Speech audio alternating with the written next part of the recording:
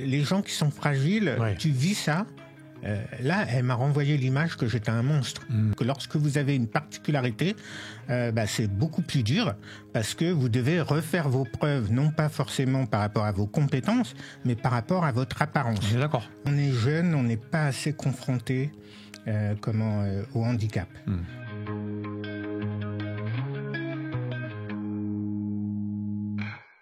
Salut à tous, bienvenue dans ce nouvel épisode de Inspire le podcast. Alors vous le savez, c'est ce podcast que j'ai créé pour sensibiliser sur les personnes qui sont en situation de handicap. C'est le prolongement de mon activité professionnelle puisque je dirige une entreprise adaptée. C'est une entreprise qui a pour objectif de recruter des personnes handicapées, et pour ça j'ai créé des food corners, des concepts de petits restaurants d'entreprise et même des gros parfois.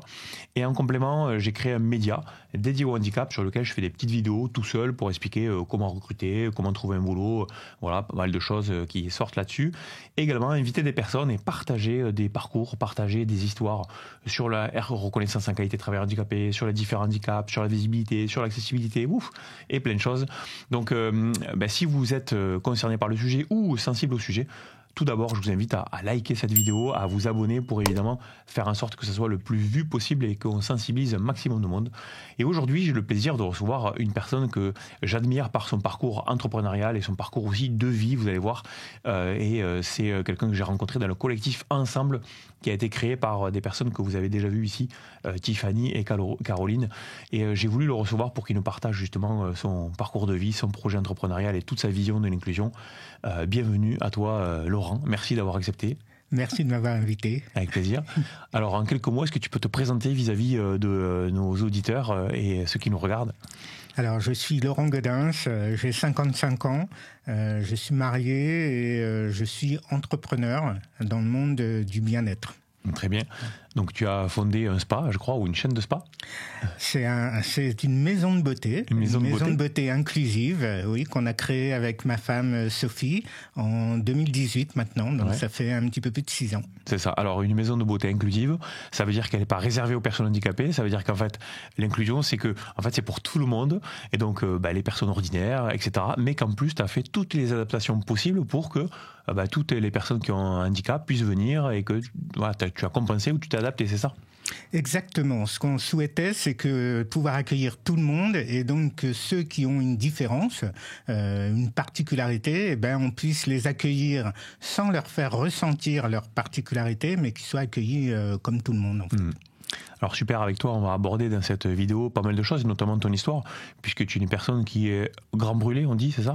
Oui, on peut dire grand brûlé. Voilà, c'est vrai que c'est un terme qui est en train d'évoluer quand même, parce que on peut avoir une petite brûlure sur le visage et c'est quand même un drame.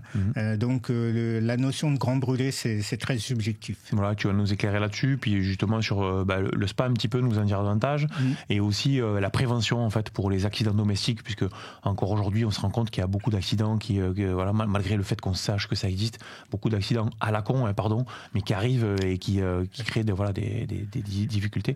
Donc merci de partager tout ça. On va commencer par ton enfance un petit peu, comment ça s'est passé, un peu ton parcours de vie, et puis pour arriver jusqu'après ton aventure. Moi j'ai la particularité d'avoir été brûlé à l'âge de 4 ans par un barbecue et de l'alcool à brûler. Donc on est en 1973, à une époque où les brûlés n'étaient pas sauvés facilement. Aujourd'hui, il y a un taux de survie qui est beaucoup plus élevé qu'à cette époque. Et donc situation classique, un barbecue organisé chez des amis, on arrive, la personne a mis de l'alcool à brûler. Retour de flamme, et là je suis à côté de ma grand-mère et tous les deux on s'enflamme. Et donc elle a le réflexe en tant qu'adulte d'enlever ses vêtements et d'étouffer les flammes. Et moi j'ai eu le mauvais réflexe de courir, rejoindre mes parents et notamment ma mère. Et donc ça a attisé les flammes le temps en quelques secondes, quoi. À 4 ans on n'a pas les mêmes réflexes de toute façon. On n'a pas les mêmes réflexes. Et donc voilà, ma mère a essayé d'éteindre les flammes avec ses mains, elle s'est brûlé les mains, et c'est ma grand-mère qui a eu le réflexe de revenir et de se jeter sur moi, de me mettre par terre et d'étouffer les flammes avec ses vêtements. D'accord. Donc là, va suivre un énorme parcours de soins pour toi, plus de 20 ans d'opération, c'est ça Voilà, c'est là qu'a commencé une nouvelle vie, puisque comme on bascule en quelques secondes dans un autre univers, et on peut dire que voilà, c'est 20 ans de parcours de soins, même si les brûlures c'est toute la vie, mais le gros du parcours de soins s'est fait sur 20 ans. Ouais. Alors là, ça veut dire que tu as une scolarité qui est marquée par le fait d'apprendre à l'école comme tout le monde, à cette époque-là et comme encore aujourd'hui. Mais toi, tu dédies toutes tes vacances scolaires à tes soins, des opérations de chirurgie, c'est ça Combien 140 au total C'est ça. 80 interventions chirurgicales et 150 anesthésies générales. Ouais. Essentiellement parce que les soins, les pansements se font sous anesthésie parce que c'est très douloureux. Donc c'est la technique. On vous endort et puis ça permet de changer les pansements plus facilement. Effectivement, ma mère a eu la volonté que j'ai une scolarité à peu près normale et que l'accident n'impacte pas trop cette scolarité. Donc en collaboration avec les soignants et notamment le docteur Tuileux qui m'a sauvé la vie, ils ont décidé de mettre toutes les interventions chirurgicales pendant les vacances scolaires. Donc pendant toute ma scolarité, au moment des vacances, moi je disais au revoir aux copains, j'allais à l'hôpital et puis au retour des vacances, moi je revenais à l'école avec mes pansements et comme ça on enchaînait et ça m'a permis de faire une scolarité à peu près normale. Oui. Et l'impact sur ta santé de toutes ces anesthésies, tout ça, tu l'as mesuré? Pas du tout, de toute façon c'était une obligation, ou est-ce qu'aujourd'hui tu as le sentiment d'avoir quand même que ça a impacté quelque chose? Ça a impacté parce que en fait les cicatrices sont toujours présentes. C'est du quotidien. Pour te donner une image, c'est comme si tu étais des fois dans un corps un peu trop petit. Tu vois, c'est comme si tu avais un déguisement et tout ça. Donc, je ressens quand même souvent des tiraillements. Même si c'est terminé depuis longtemps, mais c'est vraiment quelque chose de quotidien. Tu vis avec tes cicatrices. C'est quoi, 60% de ton corps, c'est ça qui est brûlé? Voilà, c'est 60% du corps, avec notamment le thorax. Oui, là où ça a pris et là où tu as couru, justement. C'est vraiment c'est le t-shirt, comme on était début septembre, on était encore en tenue d'été, et c'est le t-shirt qui a pris feu, essentiellement, et c'est ça qui a fait que j'ai le côté droit et puis le torse qui est très brûlé. Alors ce qui est fou, c'est que tu me sortais les chiffres un petit peu du nombre d'accidents qu'il pouvait y avoir encore aujourd'hui, d'accidents de barbecue, alors que les outils de prévention sont ridicules aujourd'hui. Pour 80 € presque, tu peux faire une prévention. Oui, je profite à chaque fois que je prends la parole pour faire de la prévention. Vas-y. Parce que l'accident que j'ai vécu en 1973, en 2025, ça arrive encore qu'il y ait des enfants qui soient brûlés avec un barbecue. Donc c'est quelque chose qui est quotidien, notamment pour les enfants, puisque on a 60% des grands brûlés sont des accidents domestiques. Et 33%, c'est-à-dire un tiers des grands brûlés, sont des enfants de moins de 5 ans. Donc on a beaucoup d'accidents. On va avoir un enfant qui marche et puis qui va mettre les mains sur le poêle à bois, ou on va avoir le mug de thé des parents qui va se renverser. Tout ça, ce sont des choses qui arrivent quotidiennement, et les hôpitaux, les centres de brûlés sont très fréquentés. Et tu vois, ce qui me marque, c'est qu'il y a beaucoup d'accidents. Les hôpitaux, les centres de soins sont fréquentés, mais en fait, des personnes brûlées, on en voit très peu, en fait, en réalité. On a le sentiment qu'ils sont cachés. Enfin, tu vois ce que je veux dire? Quand je te vois à toi, ou quand je t'ai vu, tu fais partie des rares personnes qu'on peut voir comme ça, être dans une soirée. Il y a une raison à ça? J'ai découvert il y a 10 ans maintenant, suite à une discussion que j'ai eue avec ma chirurgienne Françoise Firmin, qui me disait qu'il fallait que je témoigne pour aider les personnes brûlées. Elle m'a présenté des patients à elle, parce que moi j'en connaissais pas. Donc tu vois, j'ai 45 ans, 40 ans de vie en tant que brûlés, et moi-même, j'en avais pas vu d'autres. Donc, c'était quand même assez... Et pourtant, il y en a. Les chiffres, c'est quoi? On parle de combien de personnes? On a 400 000 personnes qui se brûlent chaque année, 8 000 qui sont hospitalisées, et ce sont des chiffres qui se cumulent, parce que, tu vois, moi, j'ai été brûlé en 1973, je suis toujours là, quoi. Toujours brûlé, toujours grand brûlé. Donc, ça veut dire qu'il y a quand même beaucoup de personnes qui sont brûlées. On les voit pas parce que lorsqu'on est brûlé, on a ce réflexe d'essayer de cacher ses cicatrices. Donc, tu vas avoir plusieurs catégories de personnes brûlées. T'as ceux qui sont brûlés sur les parties sociales du corps, donc le visage, le cou et les mains, comme moi, et qui assument, et qui donc se montrent. On est une très petite portion des brûlés. Tu as ceux qui sont comme moi, mais qui vont se cacher. Mais qui vont sortir, mais ils vont se cacher, ils vont tout faire. Chapeau, une écharpe, un foulard et tout ça. Voilà. Tu as ceux qui sont comme moi et qui s'isolent. Et puis après, tu as tous ceux qui sont nombreux, qui sont pas brûlés sur les parties sociales du corps et qui vont jamais t'en parler, sauf s'ils sont obligés d'aller à la plage ou à la piscine, par exemple, qui sont obligés de se mettre en maillot de bain. Ou alors dans les relations sentimentales. Là, tu es obligé de te dévoiler. Mais du coup, il y a quand même... tout le monde fait... beaucoup, on est beaucoup d'entre nous à essayer de masquer ces cicatrices. Ouais, et tu disais à quelqu'un que tu connaissais justement que selon le niveau auquel on veut se cacher, on peut parfois paraître singulier, mais un peu bizarre même, non?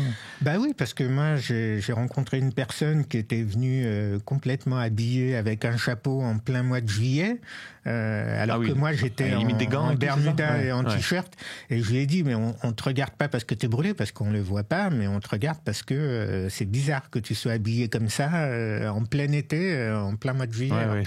Alors qu'il fait chaud, quoi. Donc voilà, donc c'est un peu contre-productif finalement parce qu'on attire encore plus les regards parce qu'on est on a une attitude bizarre, quoi. Mais tu l'as fait quoi, dans un cadre de sensibilisation, c'est ça, ou parce que... Non, on se voyait parce que comment j'interviewais des personnes brûlées, parce que toute la difficulté quand tu veux aider des gens, c'est de savoir de quoi ils ont besoin, de découvrir leur quotidien, sachant que tu n'es pas forcément toi représentatif de ce que les autres vivent, en fait. Voilà, donc il faut confronter un peu les vies de chacun et comment voir pourquoi c'est différent de ce que moi je vis. Voilà, donc j'ai dû faire enquêter, mener des entretiens, échanger, partager. Et puis ça m'a permis de découvrir ce que je dis souvent, un monde un peu parallèle au nôtre. Ouais. Un peu comme les films de science-fiction, là, où tu as l'impression que tout le monde vit sous terre. Parce genre l'air est pas respirable, ou voilà, non, qu'il y a une nouvelle communauté. Il faut pas aller pour les rayons du soleil, ou tout ça. Voilà. Ah oui, beaucoup de personnes se cachent, quoi, comme ça. Ouais. Et toi, pendant ce parcours-là, quand tu étais petit, tu me parlais des douleurs tout à l'heure. Et j'avais regardé la liste, tu sais, des douleurs, des brûlures. Je m'étais renseigné où ça se classifiait, tu vois, dans les douleurs. On parle de...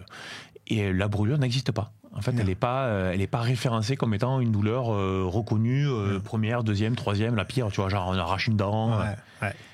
C'est vraiment, il y a même une université canadienne qui a fait une étude des douleurs, les plus grandes douleurs que l'homme pouvait subir. Donc, tu vas trouver des maladies autour des nerfs. Tu vas avoir la femme qui accouche. Tu vas avoir plein de choses, des piqûres d'une fourmi, tout ça. Mais il n'y a pas du tout la brûlure. C'est vraiment pas quelque chose qui est dans la conscience collective des gens, en fait. Déjà parce qu'ils en voient pas, donc je pense que les chercheurs n'ont même pas eu l'idée de se renseigner. Voilà, et alors que c'est quand même quelque chose qui est très très très douloureux. Ouais, peut-être une des pires, quoi. Enfin, on s'imagine. Moi, j'avais 60% du corps où la peau était à vif. On te fait prendre des bains pour éviter que ça s'infecte. C'est ça. Le temps des que la bains peau abrasifs en plus là, non? Voilà. En fait, tout l'enjeu, c'est comme tu n'as plus de barrière cutanée, c'est d'éviter l'infection. Donc, on va te faire prendre des bains et on va nettoyer tout doucement les plaies, mais c'est très très douloureux.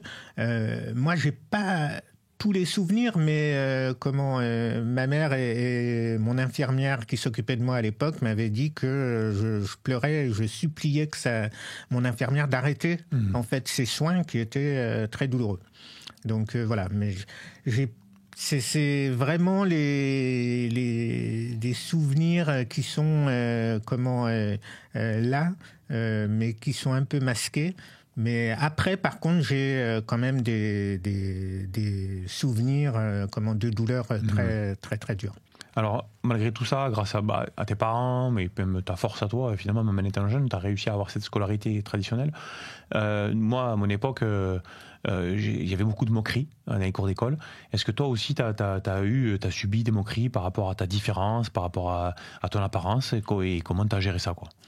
En fait, j'ai eu la chance d'avoir des parents qui m'ont bien accompagné, et notamment mon père. J'ai coutume de dire qu'il m'a sauvé une deuxième fois, parce que la première fois, c'est qu'on a pris de la peau sur ses cuisses pour me la mettre sur on a griffé de la peau de ton papa sur toi. Voilà, parce que j'avais plus assez de peau non brûlée pour faire les greffes. Donc le chirurgien a pris de la peau sur les cuisses de mon père. Donc ça, c'est la première fois qu'il m'a sauvé, puisque c'est vraiment ça qui a permis à ma peau de se régénérer, et donc qui m'a sauvé la vie.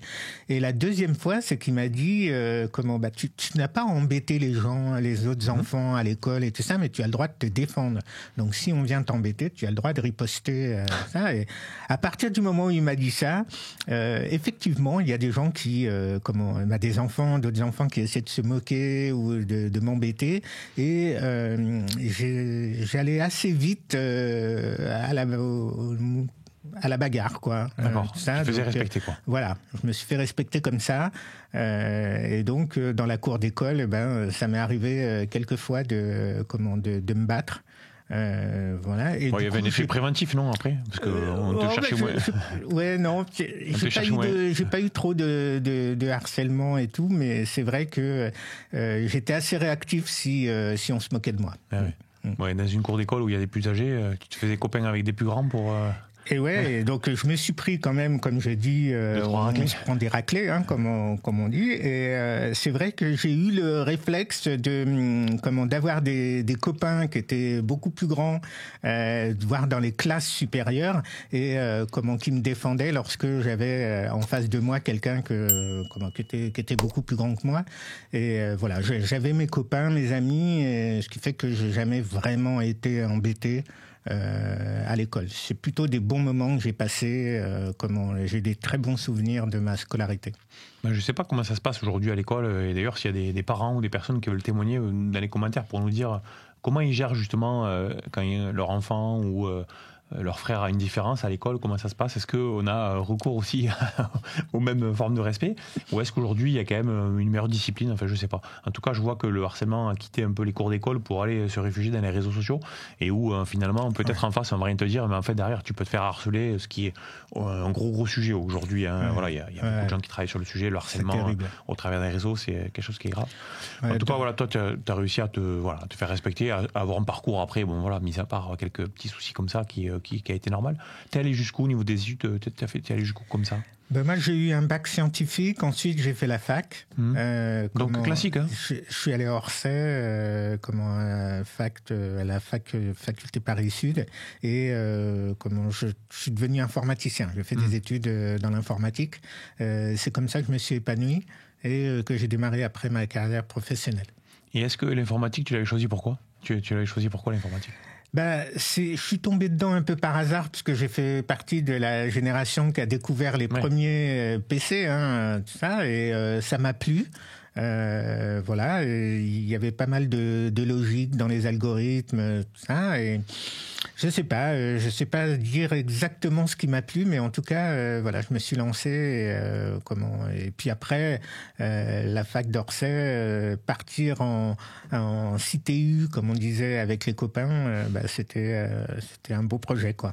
Il y en a qui choisissent des voies aussi comme ça, quand ils ont une singularité, une voie où il y a des gros débouchés comme ça, ils se disent au moins je ne serai pas discriminé parce que je vais dans un secteur où il y a... C'est vrai que ça a été aussi alors, j'ai pas fait ce raisonnement-là tout de suite, mais c'est une conclusion à laquelle je suis arrivé, c'est que je suis arrivé sur le marché du travail avec un diplôme qui était très demandé, et du coup j'étais vraiment très sollicité, alors que j'avais des cicatrices et j'ai mis 15 jours à trouver du travail, alors que si j'avais été sur une autre discipline, une autre expertise, j'aurais peut-être mis beaucoup plus de temps à trouver. Ouais, donc c'est la pénurie de personnel, ou en tout cas le fort besoin, qui fait que là, les gens ils passent outre les handicaps, les discriminations classiques, quoi. C'est ça que tu veux dire ? Ouais, c'est vraiment la conclusion à laquelle je suis arrivé. Et aujourd'hui, c'est ce que je dis, c'est que si on a un diplôme et une expertise qui est très très demandée, les entreprises vont moins faire attention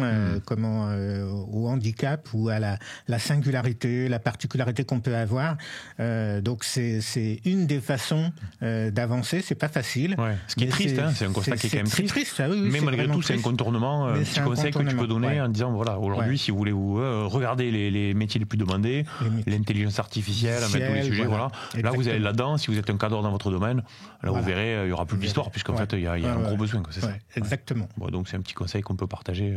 Donc voilà, moi j'ai toujours fait attention à ce que j'appelle l'employabilité, et à mon employabilité, et à avoir toujours sur mon CV quelque chose qui soit intéressant pour les employeurs potentiels, ce qui m'a permis à chaque fois de trouver du travail.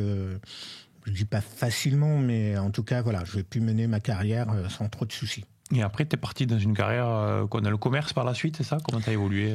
Moi, j'ai été d'abord, j'ai fait une partie de ma carrière chez PSA dans le monde de l'informatique, et puis après, je suis devenu consultant. D'accord. Voilà. Alors, salarié dans une petite société de services informatiques, voilà, et j'ai démarré une mission chez Bouygues Télécom. Donc dans les télécoms, je fais partie de cette communauté qui a découvert la téléphonie mobile. Dans les années 98, les années 90 et puis 2000, l'évolution. Juste avant l'an 2000. Et donc, voilà, c'est ça a été ça mon parcours. L'ouverture aussi des télécoms, France Télécom qui ne devient plus le seul opérateur. Enfin, il y a eu vraiment eu un boom là dans les télécoms, à nouveau, dans un secteur en plein boom. Secteur en plein boom, donc tu vois, forcément, t'es demandé. Parce que tu as une compétence, tu as une expertise qui est attendue un petit peu partout. Donc voilà, ça permet de rebondir et d'avoir toujours un CV attrayant, quoi. Donc consultant, ça consiste en quoi ? Tu fais des audits et tu livres des expertises, ça ou comment ? J'étais vraiment chef de projet, et même directeur de projet chez Bouygues Télécom. Donc gérer des très gros projets autour de la relation client.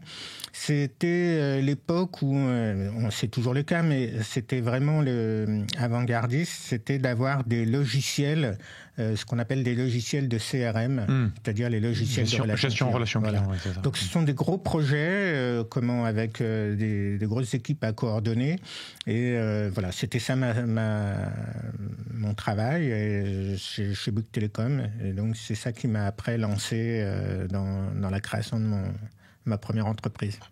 Mais sans faire un focus dessus, est-ce que quand même toujours l'apparence que tu peux avoir, des fois créer des interrogations auprès de tes interlocuteurs ou pas, ou parce que certains me confiaient que les gens se demandaient si la compétence était là juste par rapport à l'apparence, à l'enveloppe, ce qui est hallucinant parce que ça n'a rien à voir. Tu vivais ça aussi ou pas ? En fait, ce qui s'est passé, c'est que quand j'étais salarié chez PSA, au bout d'un moment, vous arrivez, les collègues vous découvrent, et puis après, on passe à autre chose. Voilà. Quand on est consultant, on se déplace de mission en mission. Donc, ça veut dire qu'à chaque fois, on est dans un nouvel environnement avec des nouvelles personnes et tout ça. Donc, lorsque vous avez une particularité, c'est beaucoup plus dur parce que vous devez refaire vos preuves, non pas forcément par rapport à vos compétences, mais par rapport à votre apparence. D'accord. Voilà. Donc, il faut convaincre en fait votre interlocuteur que votre apparence n'est pas un souci. Votre particularité ne va pas être un souci, va pas être un fardeau pour lui, va pas être un problème pour l'équipe. Et ça, c'est pas simple. Et donc, entre deux consultants, il peut plus facilement choisir l'autre, même si l'expertise est pas la même. Et donc, il faut vraiment être convaincant lors de l'entretien pour obtenir la mission. Ouais, faut être meilleur faut être meilleur là où normalement à égalité de compétences, il peut y avoir une égalité de chances. Là, c'est pas le cas. Moi, c'est vraiment la conclusion que j'ai de tout mon parcours professionnel, c'est qu'il faut toujours être un petit peu au-dessus des autres, démontrer un peu plus, de façon à ce que la personne se dise il a vraiment une expertise, il a vraiment des compétences, donc je vais le choisir lui, même si son visage est pas il y a des cicatrices, ça peut poser problème, mais pour arriver à faire en sorte que les cicatrices soient un peu oubliées, il faut mettre en contrepartie quelque chose d'un petit peu plus que les concurrents en fait. Et alors, cette singularité, il y a quelqu'un qui partage ta vie, qui t'a fait switcher et qui t'a dit mais voyons les choses sous un autre angle, c'est ça. Je crois que c'est ta femme qui te dit mais attends, mais il y a une différence toi avec les autres, c'est que toi tu laisses pas indifférent, c'est que tu laisses une trace dans l'esprit des gens. Et donc c'est elle qui te dit exactement. Elle m'a dit tu as un avantage relationnel. Un avantage relationnel. Elle a développé le concept de l'avantage relationnel. Ouais. C'est vrai que c'est déjà en observant le quotidien. Lorsque elle fait elle va dans les commerces faire ses courses, elle est pas forcément reconnue. Mais quand je l'accompagne, tout de suite le même commerçant me reconnaît et du coup la relation est beaucoup plus joviale, beaucoup plus conviviale, avec même aussi des petits cadeaux, des petits services, tout ça, et ça se reproduit si on va au restaurant, si on va dans des endroits où il y a du public. En fait, le fait d'être reconnu apporte quelque chose de positif. Dans le quotidien. Ouais, c'est la mémorisation par l'image. Mais du coup, quelque part, en avant-gardiste, t'as inventé le personal branding, puisqu'en gros, aujourd'hui, t'as millions de personnes qui te parlent de personal branding, de cultiver son image. Toi, déjà, il y a des années, t'avais ça, finalement. Tu avais cette reconnaissance où tu pouvais en tirer bénéfice. C'est vraiment le bénéfice. Il faut en avoir conscience. C'est-à-dire que... Et l'état d'esprit aussi. Voilà, il faut avoir l'état d'esprit... tout ça. Il ne s'agit pas d'en jouer, mais être consciente que ça peut être positif, et finalement, ça vous aide à accepter que vous êtes différent. Donc voilà. Donc ça, moi, c'est... moi, je trouve que c'est un témoignage extraordinaire. Ouais. Et donc c'est vrai que on en rigole avec ma femme, mais à chaque fois qu'on voit qu'il y a quelqu'un qui réagit différemment parce qu'il me reconnaît, ça nous fait sourire. On trouve ça sympa, quoi. C'est canon. Et quelques années plus tard, donc du coup, tu as décidé de quitter le milieu du consulting et lancer ta boîte, c'est ça? Ouais, c'est vraiment à un moment donné. Moi, tu vois, je voulais absolument avoir une vie normale. C'est un moment faire mes preuves. Voilà, ouais. Ma mère m'a inculqué ça, et je voulais vraiment avoir qu'on dise que voilà, il est brûlé, mais il fait les choses comme les autres. Et je mettais toujours un peu la barre un peu plus haute que j'aurais pu faire sans mes cicatrices. Et donc, devenir entrepreneur, c'était quelque chose qui me trottait dans la tête depuis très longtemps.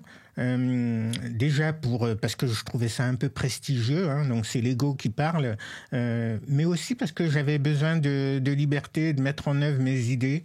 Et je trouvais que être son propre patron, c'était la meilleure manière de pouvoir mettre en place les projets qu'on avait envie de mener, quoi. Et là, du coup, tu crées quoi comme concept d'entreprise? Et donc là, j'ai du coup créé une société de service qui était dans mon métier, dans le même métier que ce que je faisais. Et donc, je l'ai menée pendant une bonne dizaine d'années, voilà, que j'ai revendue. Et c'est seulement après que vraiment j'ai eu un basculement, j'ai changé et que je suis arrivé dans le monde du bien-être. Et avec cette casquette d'inclusion. Ouais, c'est quoi, dans les années combien, en 2018, non, c'est ça, un peu plus Là, on est en 2017. Comment je gagne le challenge de la Fabrique Aviva. Ça s'appelait la Fabrique Aviva. Donc, je gagne le premier prix dans la partie inclusion. Lien social inclusion. Et donc, on gagne 50 000 euros. Pour créer cette maison de beauté inclusive. En 2017. Alors, du coup, tu as créé ta boîte quoi, en 2013 ? Donc, tu la vends, c'est ça ? En 2013, j'ai créé une agence digitale, de marketing digital, que j'ai vite mis de côté pour pouvoir lancer en 2017 le projet de Dulcenae, la maison de beauté inclusive. Super, et comme on disait, du coup, c'est une maison que tu fais des soins pour tout le monde. Voilà, je fais des soins pour tout le monde. C'est surtout Sophie qui fait les soins avec son équipe, mais voilà, on travaille ensemble. Et l'idée, c'est vraiment de proposer des soins à tout le monde, et notamment aux 20 millions de Français qui ont du mal à avoir accès aux soins de bien-être.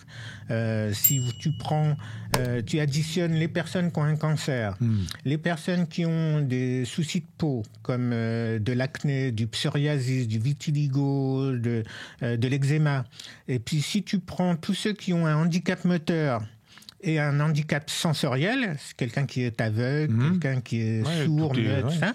Et ben, si tu additionnes toutes ces personnes, tu arrives à 20 millions de Français. Et en fait, quand tu vas dans un établissement de bien-être, que ce soit un institut de beauté, un spa, déjà, toi, tu as du mal à y aller parce qu'il faut que tu te mettes un peu à nu. Oui. Et tu es confronté souvent à des professionnels du bien-être qui sont pas formés, qui sont hésitants, voire maladroits. Et donc moi j'ai eu une mésaventure une fois dans un spa où la masseuse a dit à sa collègue non mais moi je peux pas m'occuper de lui, il faut que tu t'en occupes, je peux vraiment pas, ça. Et j'ai dit à ma femme, si jamais j'avais pas été bien psychologiquement, ça j'aurais vraiment... ça aurait eu un impact. Ça aurait été très dur. Voilà, moi j'ai ruminé pendant tout mon soin, pendant tout mon massage, et après, bon, c'est un peu passé. Mais les gens qui sont fragiles, tu vis ça. Là, elle m'a renvoyé l'image que j'étais un monstre.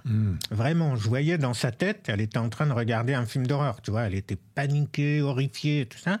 Et donc, ça te bouscule. Tu vois, tu te dis, ah ouais, quand même, je suis vraiment différent. Ouais, c'est terrible. C'est terrible. Et j'ai eu des exemples, des histoires de personnes brûlées qui m'ont dit, qui ont vécu des situations comme ça et qui se sont isolées après. Parce que tu n'as plus envie d'être confronté au regard, quoi. Et est-ce que tu as des personnes, on en parlait un peu, qui disent ah mais du coup c'est une maison inclusive donc je viens pas chez toi. Quelqu'un d'ordinaire, tu vois, qui dit j'ai pas de singularité, pourquoi je viendrais chez toi? Je dis toujours que l'inclusion, pour moi, c'est un concept marketing. Ce n'est pas dans la tête des gens. Quand un service est proposé, il est forcément soit pour quelqu'un qui est valide, qui a pas de particularité, soit il est dédié à quelqu'un qui a une particularité. C'est le schéma dans lequel les gens sont. Et du coup, quand on a ouvert cette maison de beauté, personne venait.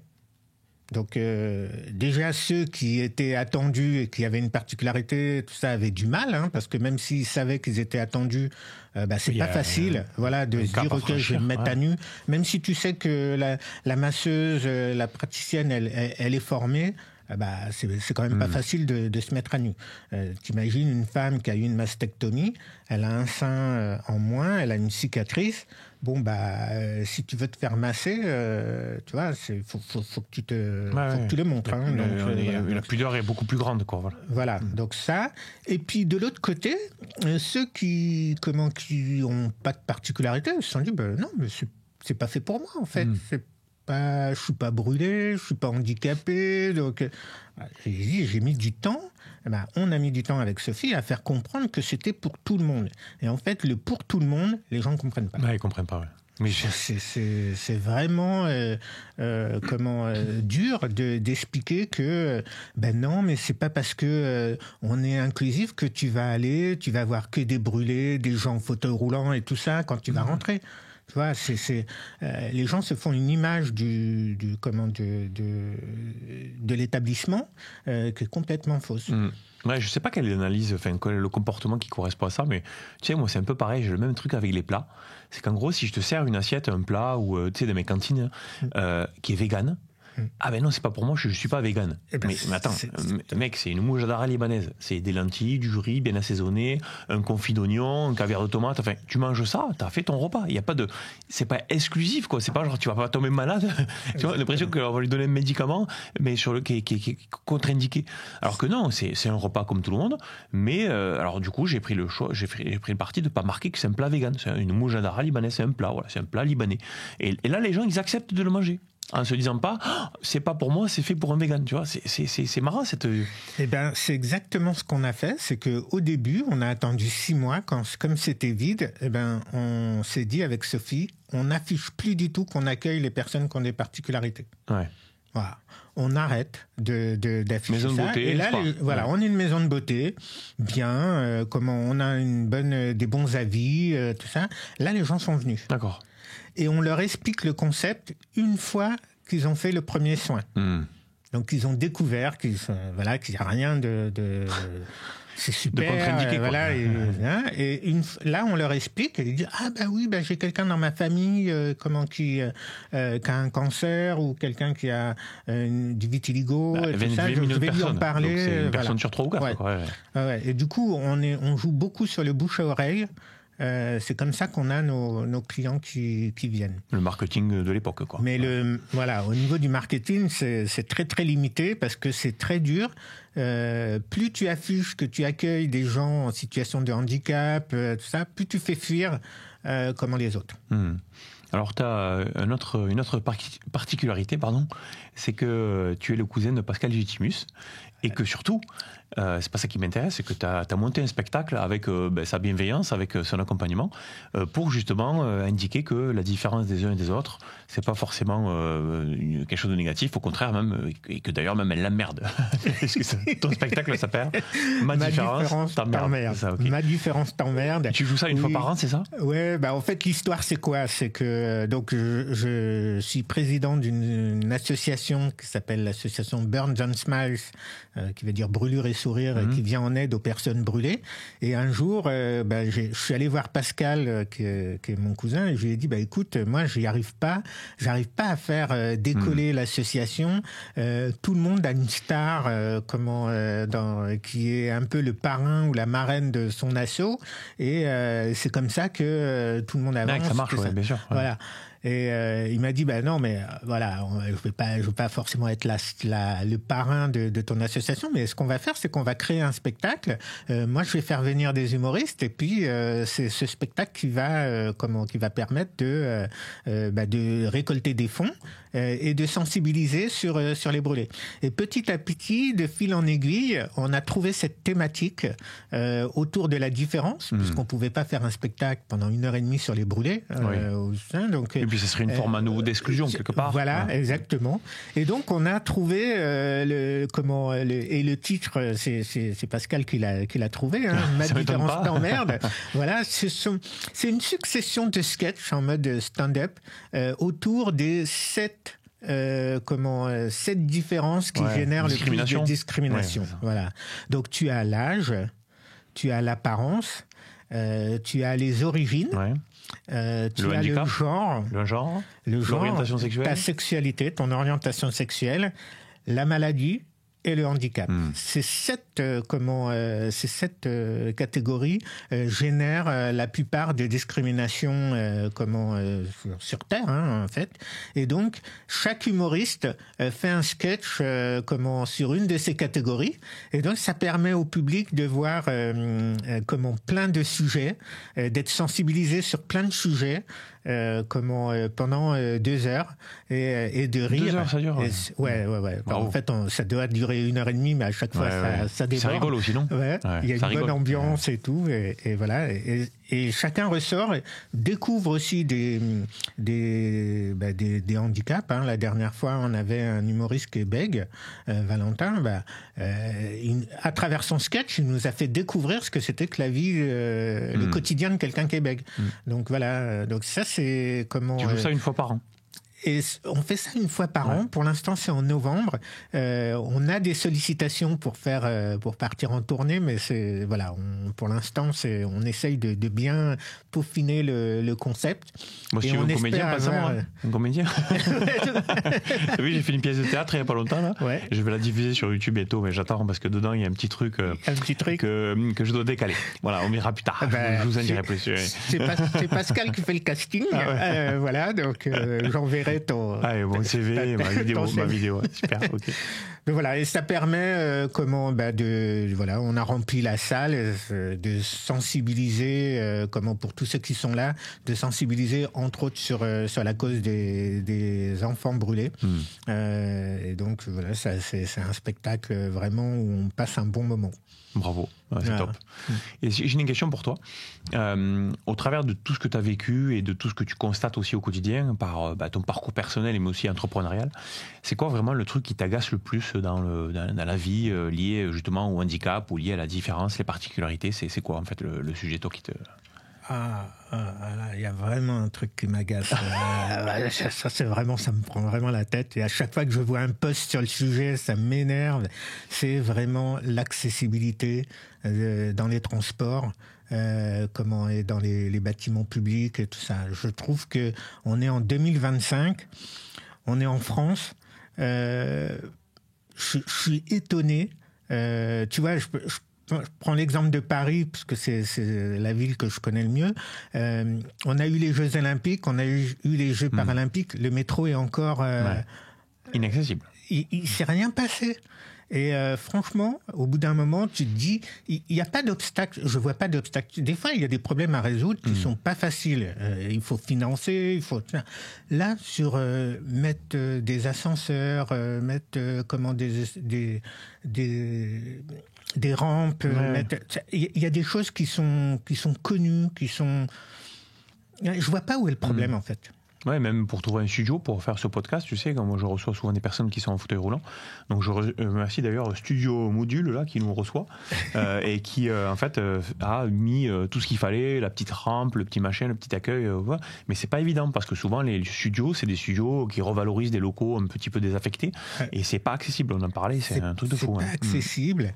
Et il y a des cas où tu sais, quand le bâtiment est classé, tout ça. Moi j'ai eu des remarques sur le théâtre dans lequel on est, mais je pense que les transports déjà, ça devrait pouvoir être... oui, c'est la base, la mobilité.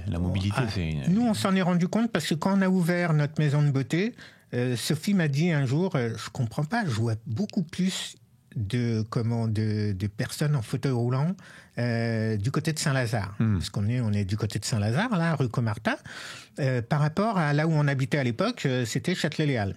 Et donc, elle a fini par demander à plusieurs personnes qui étaient en fauteuil roulant, elle a dit, il y a des quartiers, il y a des quartiers qui sont accessibles, d'autres qui le sont moins. Donc, on prend l'habitude d'aller dans les quartiers accessibles. Et je trouvais ça fou. Et quand tu te balades à l'étranger, tu vois quand même des villes qui sont quand même bien plus accessibles qu'ici. Donc c'est vraiment ça qui m'agace, parce que ça devrait plus être un sujet. C'est tout à ton honneur en plus, parce que c'est pas ce qui te concerne à toi, donc ça nous rejoint. On n'a pas forcément besoin d'être concerné pour faire un constat. Non. Et c'est vrai qu'on dit qu'on n'est pas concerné, mais j'ai quand même eu à déplacer la grosse valise de ma mère une fois qui venait nous voir. Et quand tu as pas d'escalator, pas d'ascenseur et tout ça, et que tu dois tout monter à pied un escalier, tu te rends compte que celui qui est en fauteuil roulant, il doit vraiment, vraiment baver, quoi. Voilà, c'est... Et toi, demain, si tu es au ministère ou face au ministre, peu importe, C'est quoi pour toi le premier projet de loi, tu penses qu'il faut mettre sur la table et défendre absolument pour faire avancer les choses? En tout cas pour les personnes qui sont soit discriminées, soit en situation de handicap. J'y ai déjà réfléchi, hein. J'avais plusieurs idées, ça, mais je pense que lorsque on est jeune, on n'est pas assez confronté au handicap. Et du coup, quand on est jeune, c'est un peu ce qui va driver toute notre vie. Et c'est ton éducation. On n'est pas, voilà. Et donc, je me disais que peut-être de créer un service civique. Tu as un mois dans lequel tu dois absolument passer du temps dans un établissement qui reçoit des personnes handicapées ou une société, tout ça, que tu puisses, quand tu es jeune, faire un mois où pendant tout ton quotidien, tu es au contact des personnes qui sont en situation de handicap et que un mois, c'est une bonne période, je pense, pour vraiment découvrir le quotidien. Donc ce serait pas le duo D. Ça va te marquer. Ce serait pas le duo D, ce serait le duo Mons. Mais inventé par Laurent Gonès. Mais le duo D, je trouve que la personne qui est en situation de handicap découvre le monde des valides et oui. Ça aller dans les deux sens. Là, c'est le contraire. Ouais. Franchement, moi j'ai fait une conférence avec Virginie Delalande. Oui. Qui est sourde. Oui. Tu vois, elle est sourde, elle est avocate, et pendant la conférence, j'avais une partie de mon esprit qui me disait « Mais attends, mais tu n'as jamais été confronté à ça ?» J'ai plus de 50 ans, je n'avais jamais été confronté à quelqu'un qui est sourd et qui gère, en plus elle gère très bien. Ouais. Et du coup, tu te rends compte avocate, émission de télé, conférencière. Voilà. Ouais. Et là, tu te dis, mais attends, on aurait dû me sensibiliser quand j'étais jeune. Tu vois, c'est pas normal que, comme j'ai mis du temps à découvrir qu'il y avait des personnes brûlées, mais en fait, on se rend compte qu'on n'est pas confronté dans notre jeunesse forcément, sauf cas un peu particulier, mais ça devrait être courant qu'on puisse vivre ensemble en fait. Et puis découvrir, et ce qui permettrait après de plus être surpris. Tu vois, de pas avoir à découvrir quand tu es adulte ce que c'est qu'une personne en situation de handicap et ce qu'elle vit au quotidien en fait. Mais si on peut prévenir, ça serait mieux. D'ailleurs, j'aimerais bien qu'on mette en description un petit truc, le kit pour prévenir justement les brûlures, notamment les accidents domestiques, la petite couverture, le petit kit. Enfin, on va mettre ça en description parce que 80 €, on est d'accord, 80 € est un petit kit de prévention, la couverture. La couverture, voilà. Ça. Et aujourd'hui, il y a énormément de foyers. Le détecteur de fumée, c'est vrai qu'au bout d'un moment, les piles sont usées, tout ça. Voilà, et le jour où ça arrive, le truc, il marche pas. Un barbecue à l'extérieur, ça ne marcherait pas, par exemple. Voilà. Ouais.